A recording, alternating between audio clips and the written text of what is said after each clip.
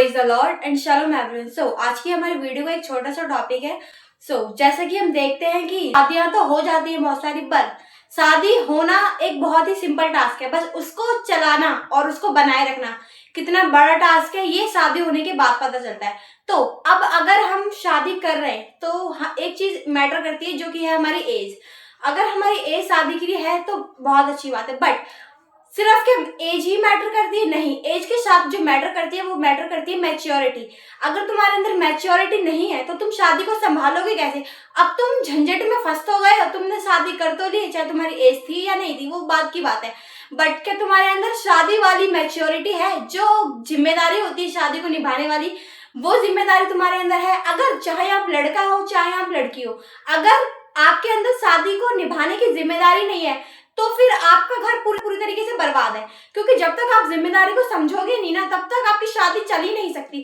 चाहे शादी करवाने वाला तुम्हारे घर में आकर 10 बार बोले, चाहे तुम्हारे माँ बाप बोले, बट अगर तुम्हारे अंदर वो जिम्मेदारी नहीं है कि उनको अपनी शादी चलानी है, तो तुम्हारी शादी कभी नहीं चलेगी। चाहे बाहर का है, चाहे तुम्हारे रिश्तेदार हैं, चाहे तुम्हारे घर के आस पड़ोस के, यहाँ तक कि तुम्हारे माँ बाप आए, बट अगर शादी सिर्फ 2 लोगों की नहीं होती, शादी पूरे घरों 2 घरों की होती है। तो जब बात आती है 2 घरों के बारे में, तो हमें जो लोग शादी कर रहे होते उनको रिस्पॉन्सिबिलिटी लेनी होती है कि हम शादी को किस तरीके से मतलब चलाएं। जब अब हमने शादी तो कर ली है, अब हमारे घर वाले भी राजी थे, सब कुछ राजी था और लड़का भी बहुत अच्छा मिल गया, बहुत ही बड़ा मतलब घर है, या फिर लड़की बहुत बड़े घर की है, या फिर लड़की बहुत अच्छी है, या फिर लड़की बहुत पढ़ी लिखी है। तो अगर लड़की पढ़ी भी लिखी है तो बहुत अच्छी है, बहुत अच्छी बात है।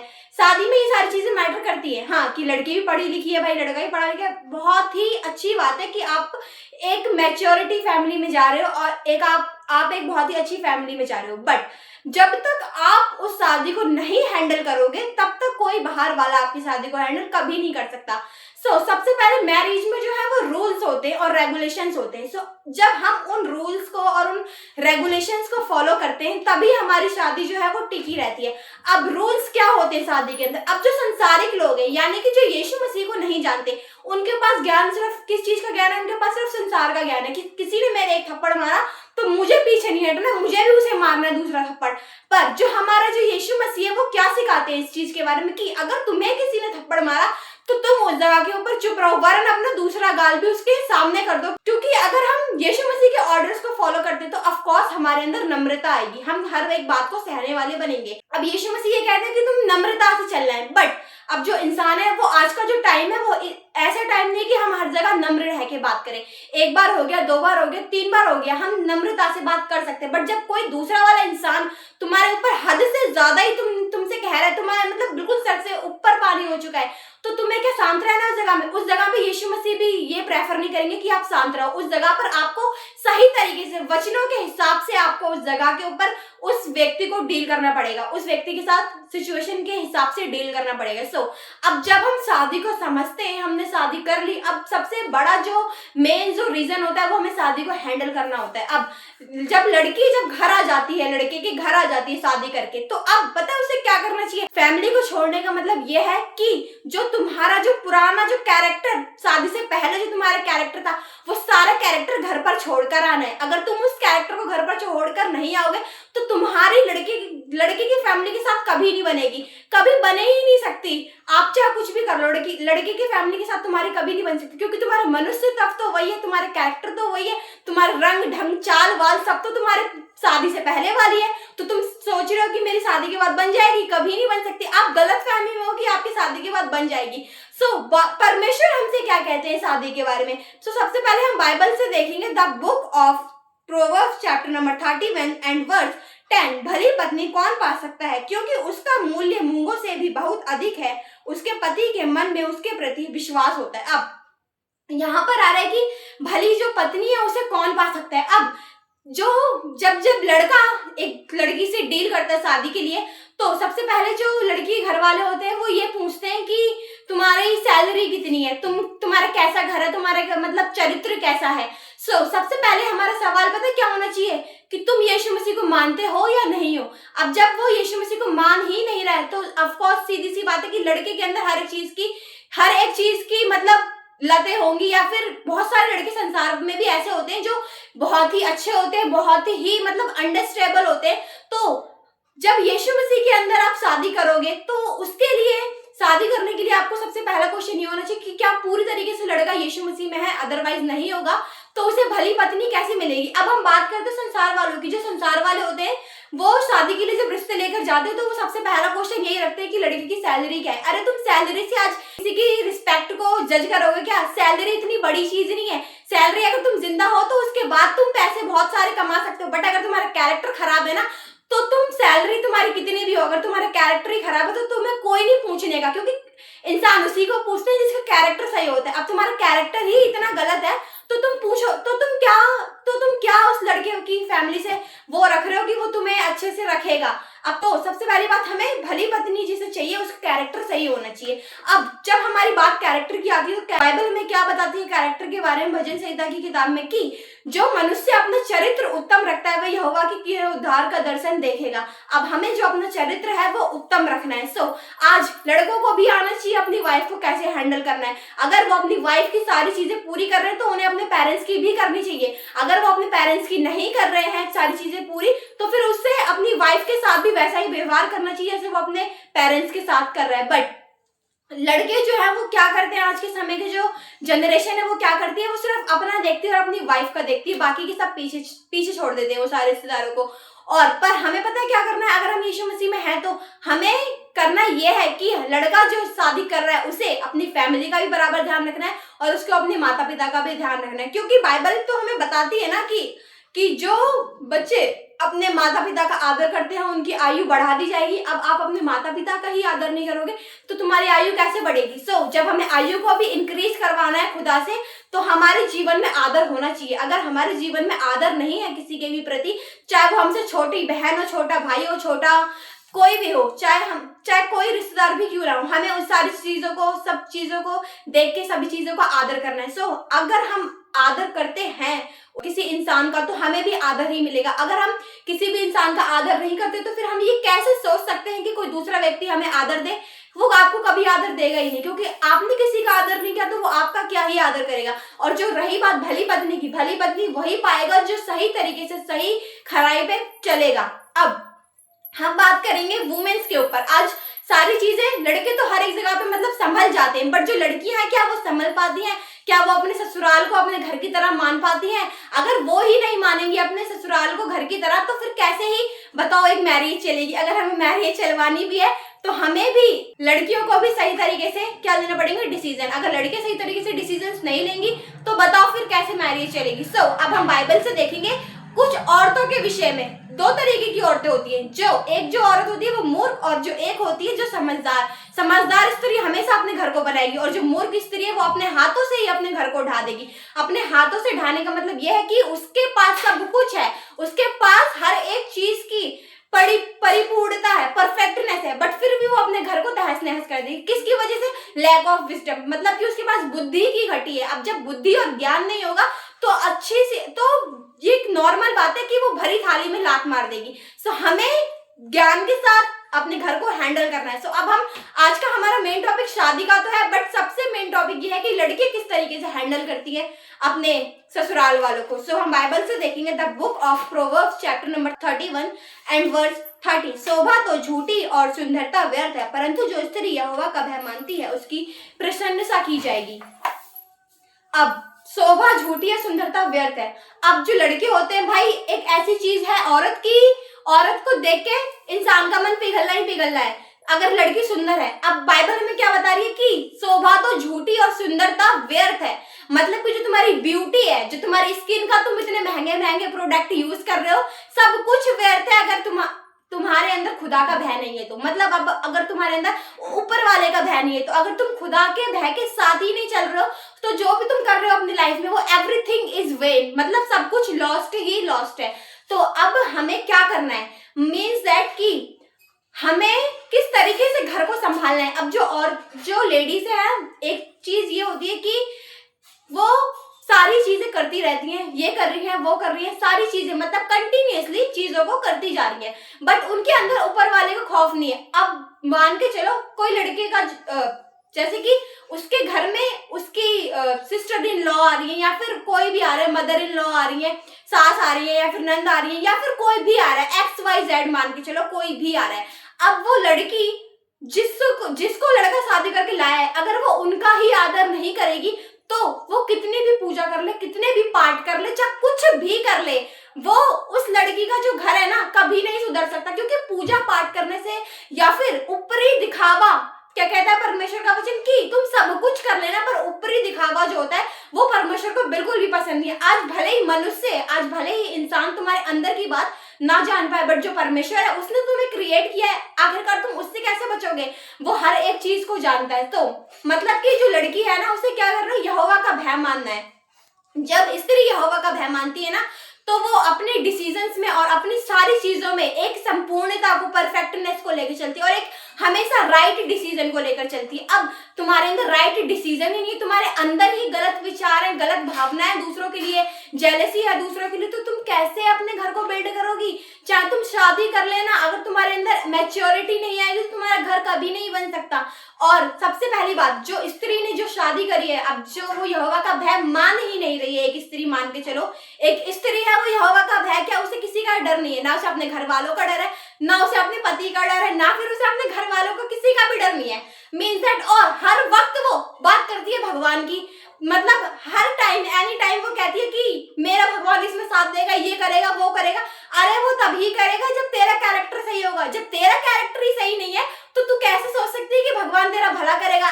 ऐसी दुनिया में कोई चीज नहीं है कि जिसे तुम ना कर सको। बट अगर तुम्हारे अंदर विश्वास है ना कि मुझे इस चीज को या फिर इस घर को एकदम सही तरीके से बनाना है, और हमारे घर को देखकर लोग मतलब ऐसे बोले कि वाह क्या घर है, तो पता है उसके अंदर, तो पता है उस स्त्री के अंदर किस चीज की जरूरत होती है? जो जिसके घर को देख के लोग बोलते हैं कि वाह उसका घर कितना अच्छा है, कितनी अच्छी बहू मिली है इस घर को, कितना ही अच्छा ससुराल, मतलब कितने ही अच्छे लोग हैं ये। तो पता है उसके अंदर क्या होता है? उसके अंदर ज्ञान होता है, उसके अंदर विजडम होती है। जब वो ज्ञान को लेके और बुद्धि के साथ चलती है ना, तो उसके घर की लोग तारीफ करते, मतलब उसकी प्रसन्नता फैलाई जाएगी। मीन्स दैट उसका जो नाम है ना पूरे रिश्तेदारों, पूरे रिलेटिव्स में, पूरे फ्रेंड्स में होगा। अगर लड़की सही है तो लड़की के अंदर ज्ञान है, बुद्धि है, अगर लड़की सही तरीके से डिसीजंस को ले सकती है ना, तो उसकी कहीं बदनामी हो ही नहीं सकती, क्योंकि लड़की सही है। अब बात करते हैं कि एक लड़की के ऊपर डिपेंड करता है कि वो अपने घर वालों की इज्जत कैसे करवाएगी अपने ससुराल में, ठीक है?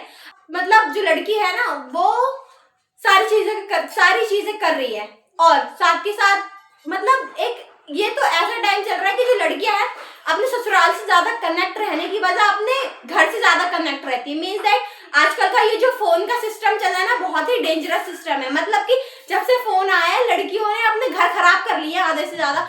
इस जनरेशन ने तो बहुत ही ज्यादा, पहले के टाइम पे भी शादी होती थी भाई, पहले क्यों नहीं होते थे डिवोर्स वगैरह? पहले इसीलिए नहीं होते थे क्योंकि लड़कियों को फोन नहीं देते थे, और इसके लिए लड़कियों को जब फोन नहीं मिलते थे तो क्या उसके घर में बीत रही है या फिर क्या उसके ऊपर बीत रही है वो अपनी माँ तक नहीं पहुंचा पाती थी। बट आज के टाइम पे क्या होता है कि लड़कियों के पास फोन होता है, घर में जरा सी नमक खत्म हो गया, मम्मी नमक खत्म हो गया, इन्हें नमक ला के नहीं दिया, मम्मी मेरी चीजें उठा ली यहाँ से, पता नहीं कहाँ चलेगी, तुरंत अपनी माँ को बता रही है हर एक चीज। मेरे घर में आज ये हो गया, आज मेरे रिश्तेदारों ने आके ये कलेश कर दिया, घर में ये कर दिया, वो कर दिया, वो हर एक चीज क्या करती है वो अपनी माँ को बता देती है। तो मतलब कि ये हमारी, पता क्या है, ये जो चीज है ना, ये जो हम बताते हैं अपने घर में, इससे क्या हो रहा है, हमारे जो घर है ना उसमें हम लोग हैं, जो लड़की रह रही है उस घर में, एक तो सबसे पहले उस घर के लोग उस लड़की से नफरत करना शुरू कर देंगे, उसके बाद उसके माँ बाप से नफरत करना शुरू कर देंगे। अब क्या कर रहा है, और जड़ क्या है इस चीज की? जड़ सिर्फ वो लड़की है कि वो लड़की तो ऐसा उल्टा सीधा अपने घर पर जाके कह रही है। तो मतलब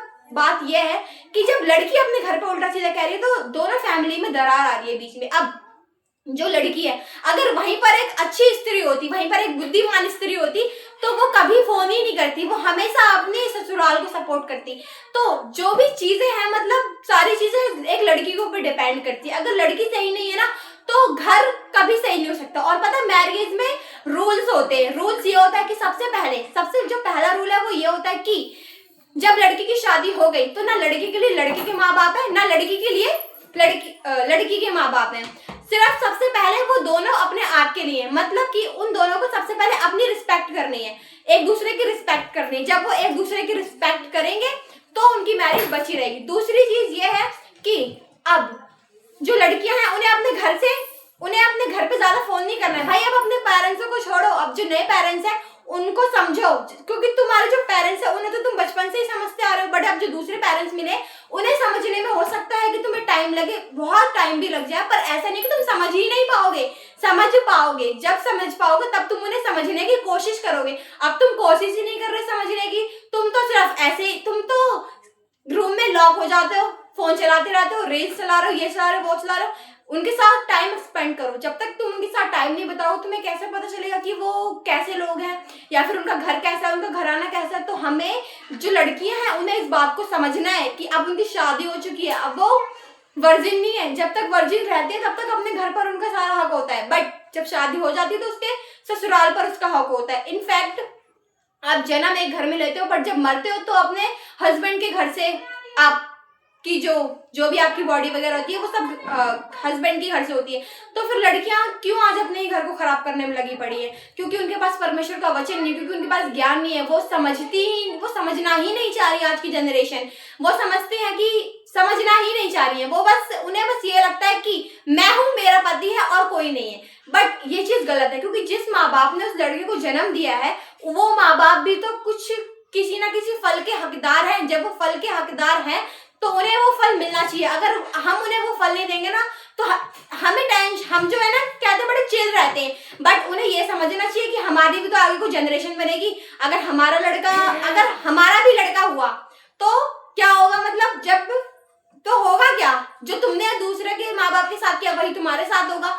और जो लड़कियां होगी तो हमें उस चीज को लेकर हमें अपनी चिंता नहीं करनी है, हमें अपनी जनरेशन की चिंता करनी है कि जो आज हमारा जो छोटा सा लड़का है जब वो बड़ा होगा तो वो हमारे साथ क्या करेगा। आज हमने तो कर दिया, दूसरों के घरों में जाके तांडव कर देती हैं आजकल की लड़कियां। क्यों कर देती हैं? क्योंकि समझ ही नहीं है, बुद्धि नहीं है। जिस दिन उनके अंदर बुद्धि आएगी ना उस दिन वो तांडव करना बंद कर देंगी। तो हमें करना यही है कि अपनी जनरेशन को लेकर चलना है। जब तक हम अपनी जनरेशन को लेकर ही नहीं चलेंगे तब तक हम तांडव ही करते रहेंगे घरों में। ना ही तो हम इस घर के रह पाते, ना ही हम उस घर के रह पाते। तो ना ही अपने माँ बाप को दुख दो, ना ही अपने सास ससुर को दुख दो। जब हम अपने रिलेटिव्स को या फिर अपने फैमिली को समझ ही नहीं पाते, वो इसलिए नहीं समझ पाते क्योंकि हमने उन्हें ज्यादा इंपॉर्टेंस दी ही नहीं, हमने उन्हें हल्के में लिया।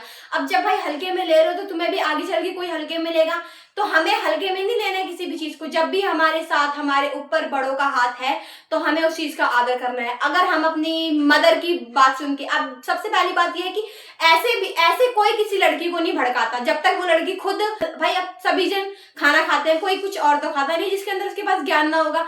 तो मतलब कि हमें पता है कि कौन इंसान हमारे फायदे की बात कर रहा है या फिर कौन इंसान हमारे नुकसान की बात कर रहा है। तो भाई हमें क्या करना है, हमें सिर्फ अपने फायदे की बात सुननी है, नुकसान की बात नहीं सुननी। आजकल मैंने बहुत सारी लेडीज देखी हैं जो घरों में आ जाएंगी, बहुओं को भड़काने के लिए कहेंगी ये तो तुम्हारे ससुराल में तो ऐसी होता है, तुम्हारे ससुराल में तो ऐसी होता है। अरे भाई तुम उस घर में रह रहे हो तो उस आंटी से ज्यादा तुम्हें पता है क्या कि तुम्हारे घर में क्या चल रहा है? तो तुम्हें अपने घर को समझना है। जब तक हम अपने घर को नहीं समझेंगे तब तक हम शादी कर ले, अगर हमारे अंदर मैच्योरिटी नहीं है तो हमारा घर बर्बाद ही रखा है। और चाहे भाई कोई भी तुम्हें समझाए तुम्हें समझ ही नहीं आएगा क्योंकि तुम्हारे अंदर ज्ञान नहीं है, बुद्धि नहीं है। अब एक जो स्त्री होती है ना वही एक मनुष्य की इज्जत को बढ़ाती है, वही अपने घर वालों की इज्जत को ऊंची करती है, वही अपने पति की इज्जत को ऊंची करती है। तो बाइबल इस बारे में क्या कहती है? The book of Proverbs chapter number 31 and verse 23, जब उसका पति सभा में देश के पुरनियों के संग बैठता है तब उसका सम्मान होता है। मीन्स दैट जब उसका पति कहीं सभाओं में या कहीं कम्युनिटी में या फिर कहीं भी रिश्तेदारी में बैठता है तब उसका सम्मान होता है। सम्मान मीन्स रिस्पेक्ट होती है। अब वो रिस्पेक्ट पता है कैसे होती है? वो रिस्पेक्ट इसीलिए होती है उसकी क्योंकि जो स्त्री थी ना उसकी जिससे उसकी शादी हुई थी उसने अपनी घर की इज्जत को कभी उछाला ही नहीं। जब वो लड़की अपने घर की इज्जत को उछालती ना तब उसका वहां पर डिसऑनर होता। बट उस लड़की ने अपने घर का, अपने ससुराल का अच्छी तरीके से आदर किया, उनकी कह में चली, उनकी बातों को सुना, उसने अच्छे से समझा उस पूरी फैमिली को जाके, तभी तो उसके हस्बैंड का आज सभाओं में क्या हो रहा है? आदर हो रहा है। हमारे घर में तो ऐसी बहुत सारी लेडीज हैं जो अपने हस्बैंड, मैं अपने घर की बता रही हूँ भाई, हमारे घर में आज तक कभी लड़ाई नहीं हुई, बहुत ही अच्छी फैमिली है हमारी। और हमारी जो फैमिली है, हमारी फैमिली में आज तक हमारे जो फादर है उनके 5 भाई हैं, 5 भाइयों में से आज तक ये एक टेस्टमनी समझ लो कि हम यीशु मसीह में थे या फिर उससे पहले भी हमारे जो घर है उसमें आज तक लड़ाई नहीं हुई, क्योंकि जो हमारे घर की जो लेडीज है वो लेडीज सारी अंडरस्टेबल है, वो सारी बुद्धि है भाई उनके अंदर घर चलाने की। तो वैसे ही आज तक उनके जो हस्बैंड है उनका कहीं डिसऑनर नहीं हुआ होगा उनकी वजह से। तो आज जब कहीं किसी के आदमी का डिसऑनर होता है ना, निरादर होता है, तो पता है किसकी वजह से होता है? वो सिर्फ लेडीज की वजह से होता है। अगर उसकी लेडीज सही होती ना तो उसका कहीं बाहर उसका अनादर हो ही नहीं सकता। अब भाई ये क्या बात होती है कि लड़की के घर वाले लड़के को इतना उल्टा सीधा सुना रहे हैं, भाई तुमने खरीद थोड़ी ना लिया है, ऐसे थोड़ी ना होता है। लड़की ही है जो लड़के की इज्जत करवाती है और लड़की ही है जो लड़के की बेइज्जती करवाती है। अब बात आती सारी स्त्री के ऊपर, स्त्री को समझना चाहिए। अब जब स्त्री नहीं समझती तो क्या होता है, सारी बात जो आती है वो लड़की के ऊपर आती है। अब हमें लड़की कैसी, मतलब लड़की को कैसा होना चाहिए? लड़की को एक बहुत ही अच्छा होना चाहिए, एक अच्छे घराने से होना चाहिए। घराना मीन्स जो लड़की का जो घर है, मतलब जो उसका घर बार है वो कैसा होना चाहिए? एक तो वो बहुत ही क्लीन कैरेक्टर होना चाहिए। अब भाई आज के टाइम पे तुम क्लीन कैरेक्टर ढूंढोगे तो कहीं नहीं मिलेगा। सो सबसे पहली बात, जब हम यीशु मसीह में आ जाते हैं तो हमारे जितने भी गलती गुनाह होते हैं वो सारे गलती गुनाह यीशु मसीह को हमने एक्सेप्ट करने के बाद सब कुछ हट जाते हैं। तो अगर हमारे जीवन में यीशु मसीह है तो हम कह सकते हैं कि हम परमेश्वर की ग्रेस से सही लोग हैं। तो जो लड़की का जो घर है, सबसे पहले अगर हम लड़की को शादी के लिए चुनते हैं तो हमें एक ऐसी लड़की को चुनना चाहिए, मतलब जो परमेश्वर में हो, जो यीशु मसीह की बातों को फॉलो करती हो, एक रिस्पेक्टफुल लड़की हो, एक बहुत ही कैरेक्टर, जिस लड़की का कैरेक्टर अच्छा हो वैसी लड़की हो। और जैसे कि आप अंगू निर्मला जी की जो गवाही है वो सुनते हैं कि उनकी जो वाइफ है, उनकी वाइफ कहीं बोल भी नहीं पाती थी, पर आज परमेश्वर उन्हें कहाँ तक यूज कर रहा है, देश विदेशों में जाकर वो प्रचार करती हैं। तो हमें जो हमारे जो मेन जो बड़े पास्टर्स हैं उनसे सीखना चाहिए कि मतलब किस तरीके से हमें लड़की को चुनना है शादी के लिए। भाई हम शादी कर तो लेंगे एक बार, पर अगर लड़की सही नहीं है तो वो आपकी जिंदगी खराब कर देगी। अगर लड़की सही आ गई तो वो आपकी जिंदगी को एक बहुत ही अच्छी, एक बहुत ही ब्यूटीफुल लाइफ बना देगी। सो आज हमें जो लड़कियां हैं उन्हें समझना है कि अपने घर को, अपने ससुराल को अपने घर की तरह लेकर चलें। अगर लड़कियां अपने ससुराल को अपने घर की तरह लेकर नहीं चलेंगी तो आपकी जो मैरिज लाइफ है वो शैतान डिस्ट्रॉय कर देगा, क्योंकि शैतान का काम ही यही है कि वो सारी चीजों को डिस्ट्रॉय करे। वो पहले से ही डिस्ट्रॉय करने के लिए आया हुआ है। तो सबसे पहले हमें यीशु मसीह की हेल्प लेनी है कि हमें हर एक चीज में सही हो, और जो लड़की है उसे सही तरीके से चुनाव करने। अगर उसकी माँ गलत है ना तो उसकी माँ की भी नहीं सुननी है उसे, अगर उसका पति गलत है तो उसके पति की भी नहीं सुननी है, अगर उसकी सास गलत है तो उसको अपनी सास की भी नहीं सुननी है, उसे सिर्फ सच्चाई का साथ देना है। और आज के टाइम पे बहुत ही कम लोग हैं जो सच्चाई का साथ देते हैं, पर जो परमेश्वर को मानते हैं वो सच्चाई का साथ देते हैं, मैं ऐसा विश्वास करती हूँ। तो हमें सच्चाई का साथ ही देना चाहिए। अब भाई हम अपने, अगर हम अब जो लड़कियां हैं अपने मायके चली जाती हैं और जाकर अपने ससुराल की बुराई करती हैं, तो क्या हो रहा है, तुम्हारे ही ससुराल की इज्जत खराब हो रही है, तुम्हारे ही हस्बैंड की इज्जत खराब हो रही है। तो लड़की को भाई समझ होनी चाहिए इतनी कि वो अपने घर की बात कहीं बाहर ना पहुंचाए। बाहर मतलब वो अपने घर भी ना पहुंचाए, क्योंकि भाई अब वो भी बाहर ही है। जब लड़की की शादी होगी तो उसका घर भी उसके लिए पराया ही है। तो उसे सारी बातों को प्राइवेट रखना है। और एक लड़कियों के लिए बहुत ही ऐसी बात है कि जो मतलब जब लड़कियों की शादी हो जाती है तो उन्हें अच्छी तरीके से अच्छी फैमिली के साथ डील करना चाहिए और अच्छी तरीके से लोगों के साथ डील करना चाहिए। अगर लड़की चाहे तो लड़की घर को बना भी सकती है, अगर लड़की ना चाहे ना कि मुझे तो घर में रहना ही नहीं है, तो वो लड़की हर एक छोटी छोटी चीज में कमियों को निकालना शुरू कर देगी, हर एक छोटी छोटी चीज में गलतियों को गिनना शुरू कर देगी। तो क्या होता है, उसकी वजह से वो लड़की अपने घर को ही खराब कर लेती है। और शैतान जो है वो सारी चीजों को, उनके पीछे रहकर शैतान काम कर रहा होता है, पर आज लोगों को नहीं पता कि शैतान काम कर रहा होता है। अब चलो, अभी तो आपकी न्यूली मैरिड की बात हो रही है। अब जब तुम्हारी शादी को कुछ टाइम हो गया, मान के चलो कि अगर तुम्हारे बच्चे हो गए तो क्या होगा? अगर लड़की ऐसे ही चलती रही, लड़की मतलब ऐसे ही चलती रही, इधर की बात उधर, उधर की बात उधर, तो पता है क्या होगा? एंड में एक ऐसा पॉइंट आएगा कि जहां बहुत ही ज्यादा कलेश होगा, कलेश के बाद तुम्हारा डाइवोर्स हो जाएगा। और जो तुम्हारा बच्चा है ना, क्या होगा उस बच्चे की जो डेस्टिनी है, उस बच्चे को जहां तक पहुंचना है, उसका जो फ्यूचर है वो तुम खराब कर दोगे। किसकी वजह से? सिर्फ और सिर्फ तुम्हारी बुद्धि की कमी की वजह से, क्योंकि तुम्हारे अंदर इतना ज्ञान ही नहीं था ना कि तुम्हें अपने घर को कैसे चलाना है। जब तुम्हारे अंदर ज्ञान होता तो तुम उस घर को अच्छे से बिल्ड करके, उस घर को अच्छे से बनाकर चलती। इवन मैंने तो अपनी लाइफ में ऐसे, हमारे घर के सामने, हमारे भी आस पड़ोस में काफी सारी लेडीजें रहती हैं जो शादी कर आई हैं और अपने घर को इतनी अच्छी तरीके से मेंटेन करके चलती हैं, बहुत ही अच्छी तरीके से। मतलब तारीफ, अगर हम उनकी तारीफ भी करें तो वो भी कम है, क्योंकि भाई अब हम यीशु मसीह में। अब जब यीशु मसीह वालों को समझ नहीं होगी तो संसार वाले क्या करेंगे? तो हमें यीशु मसीह वाले जो यीशुआ को मानते हैं उनके उन औरतों के अंदर तो इतनी समझ होनी चाहिए कि वो अपने घर को सही तरीके से लेकर चले। अब जिन औरतों के अंदर समझ ही नहीं है वो अपने घर को किस तरीके से खराब कर लेती हैं। तो भाई संसार वाले जब शादी करते हैं तो उनके आधे से ज्यादा जो घर है वो इस तरीके से टूटते हैं, इधर से उधर करने की। किसी की सास खराब है, किसी की बहू खराब है, किसी का कुछ खराब है। तुम अपने आप पे फोकस करो, तुम अपने कैरेक्टर क्लीन करो, तुम अपने चरित्र को सही करो। तुम्हें दुनियादारी से फर्क ही नहीं पड़ना चाहिए। अगर तुम सही हो ना तो तुम सब चीज को, हर बिगड़ी चीज को सही कर सकते हो। बट अगर तुम ही खराब है, तुम्हारे अंदर ही कमी है, तो तुम किसी चीज को सही नहीं कर सकते, किसी भी चीज को उसकी परफेक्टनेस पे नहीं ला सकते। अब बाइबल हमें और क्या बताती है स्त्रियों के बारे में, अब बाइबल से देखेंगे हम। The book of first Peter chapter number 3 and verse 3, तुम्हारा श्रृंगार दिखावटी ना हो, अर्थात बाल गूंथना और सोने के गहने या भांति भांति के कपड़े पहनना, वरन तुम्हारा छिपा हुआ और गुप्त मनुष्य तब नम्रता और मन की दीनता की अविनाशी सजावट से सुसज्जित करे, क्योंकि परमेश्वर की दृष्टि में इसका मूल्य बड़ा है। मीन्स दैट जो तुम्हारा ऊपरी, जो तुम्हारा एक्सटर्नल, जो तुम्हारा ये दिखावटी बनाइए मेकअप वगैरह, ज्वेलरीज वगैरह और बहुत सारी चीजें, जो भी तुम्हारी बाहर की जो सजावट के लिए चीजें होती है, सारी चीजें, ठीक है, वो सारी चीजें क्या है? व्यर्थ है। अगर तुम्हारे अंदर नम्रता नहीं है, कैरेक्टर है वो ही खराब है। तुम्हारा कैरेक्टर सही नहीं है तो तुम्हारा बाहर का चाहे कितना भी कुछ कैसा भी हो, सभी चीज बेकार है। अगर तुम्हारे अंदर हर एक बातों को सहन करने वाली शक्ति नहीं है ना तो वो खराब है। क्योंकि भाई जब किसी लेडीज की शादी होती है तो भाई उसे थोड़ा बहुत क्या, बहुत ज्यादा भी करना पड़ता है सहन। क्योंकि जब तक हम सहन करेंगे नहीं तब तक हम उस फैमिली को समझेंगे कैसे। अब भाई हम सहन करना नहीं चाह रहे और कह रहे सारी जो लड़की की फैमिली है भाई मेरे को ही बैठा के रखे पलंग के ऊपर सारी चीजें करे, तो ऐसी कोई फैमिली नहीं है भाई कि जो तुम्हारे लिए ऐसी चीजें करेगी।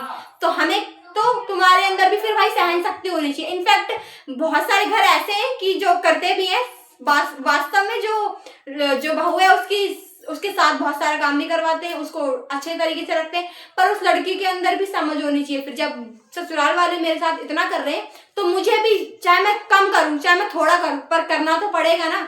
क्योंकि भाई जब हम चाह रहे हैं कि उस तरफ से हमारे लिए बहुत ही अच्छी चीजें हों, पर हम उनको कुछ अच्छी चीजें देना नहीं चाह रहे, तो फिर बताओ कैसे होगा? ऐसे कभी हमारा घर नहीं बन सकता। क्योंकि जब ही घर बनता है तब एक लड़की के अंदर समझदारी होती है और दोनों फैमिली के अंदर समझदारी होती है। भाई जब दोनों फैमिली समझदार होंगी ना तो ऐसी कोई नौबत आएगी ही नहीं। बट जब फैमिली ही समझदार नहीं है और जो जिन्होंने शादी करवाई है वो तो भाई वो कुछ नहीं कर सकता, वो तुम्हारी शादी करवा के चला गया, वो उसका कुछ काम ही नहीं है। अब जो काम है ना घर को बनाने का, वो लड़की का काम है। अब जो लड़की घर को बनाएगी वही सारी चीज दुनिया के सामने आएगी। अगर लड़की घर को खराब करेगी तो वो भी बाहर आएगा, अगर लड़की घर को बनाएगी तो वो भी बाहर आएगा। अगर लड़की ने घर को सही तरीके से हैंडल कर लिया तो उस लड़की की पूरे में तारीफ होगी। अगर लड़की ने ही अपने हाथों से घर को खराब कर दिया तो वो भी बाहर आएगा। क्योंकि भाई झूठ चाहे कितना भी बड़ा हो, ज्यादा देर तक अंदर नहीं रह सकता, घुट घुट के मर नहीं जाएगा, वो फूट के बाहर आएगा।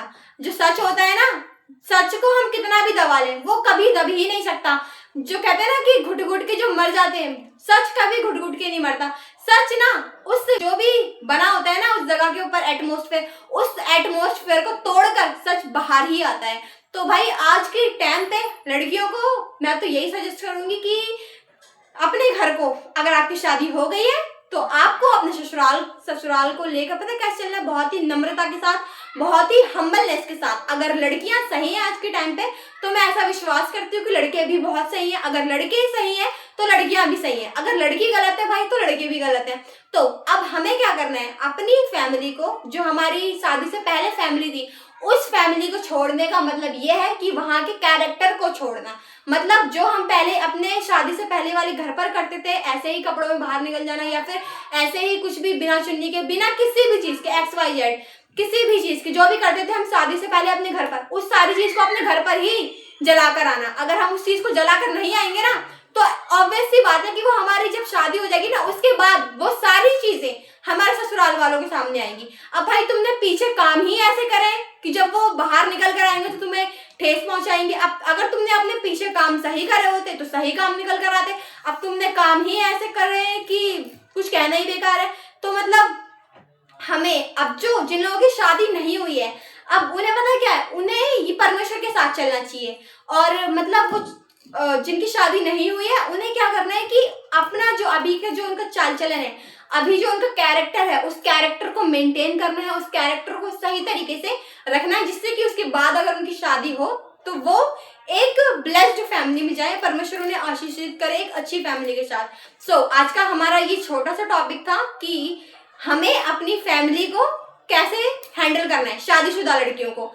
अब भाई जो जैसे तुमने अपनी शादी से पहले वाली फैमिली को हैंडल करा था, वैसे ही तुम्हें अपनी शादी होने के बाद वाली फैमिली को हैंडल करना है। अगर हमें अपनी फैमिली को हैंडल करना आ गया तो परमेश्वर हमारी कीर्ति और प्रसन्नता वहां तक फैलाएगा जहां तक शायद हमारे दिमाग में भी ना आया हो।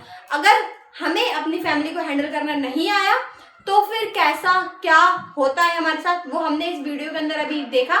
सो आई होप आप सभी को ये वीडियो अच्छी लगी होगी और परमेश्वर आप सभी को आशीषित करे। सो लड़कियां बहुत ही ध्यान से सुने और अपनी फैमिली को अच्छे से डिसीजंस में लेकर चले। Amen. God bless you all. Shalom.